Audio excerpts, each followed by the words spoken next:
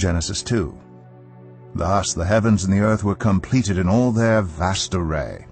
By the seventh day God had finished the work he had been doing. So on the seventh day he rested from all his work. Then God blessed the seventh day and made it holy, because on it he rested from all the work of creating that he had done. This is the account of the heavens and the earth when they were created, when the Lord God made the earth and the heavens. Now no shrub had yet appeared on the earth, and no plant had yet sprung up, for the Lord God had not sent rain on the earth, and there was no one to work the ground. But streams came up from the earth and watered the whole surface of the ground.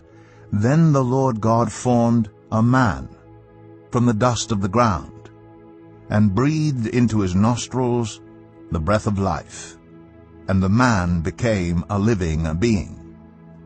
Now the Lord God had planted a garden in the east, in Eden, and there he put the man he had formed. The Lord God made all kinds of trees grow out of the ground, trees that were pleasing to the eye and good for food. In the middle of the garden were the tree of life, and the tree of the knowledge of good and evil. A river, watering the garden, flowed from Eden. From there it was separated into 4 headwaters. The name of the first is the Pison. It winds through the entire land of Havilah, where there is gold. The gold of that land is good. Aromatic, resin, and onyx are also there. The name of the second river is the Gihon. It winds through the entire land of Cush. The name of the third river is the Tigris. It runs along the east side of Asher. And the fourth river is the Euphrates. The Lord God took the man and put him in the Garden of Eden to work it and take care of it.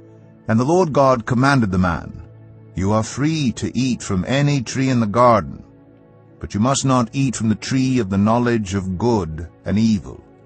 For when you eat from it, you will certainly die."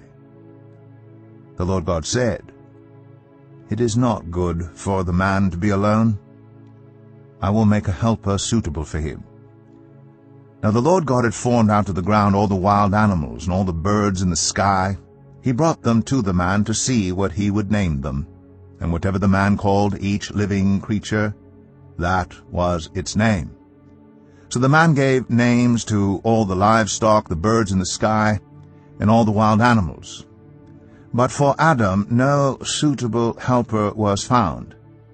So the Lord God caused the man to fall into a deep sleep, and while he was sleeping he took one of the man's ribs and then closed up the place with flesh.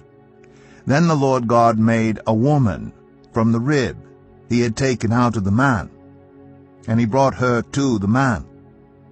The man said, "This is now bone of my bones and flesh of my flesh. She shall be called woman, for she was taken out of man." That is why a man leaves his father and mother and is united to his wife, and they become one flesh. Adam and his wife were both naked, and they felt no shame.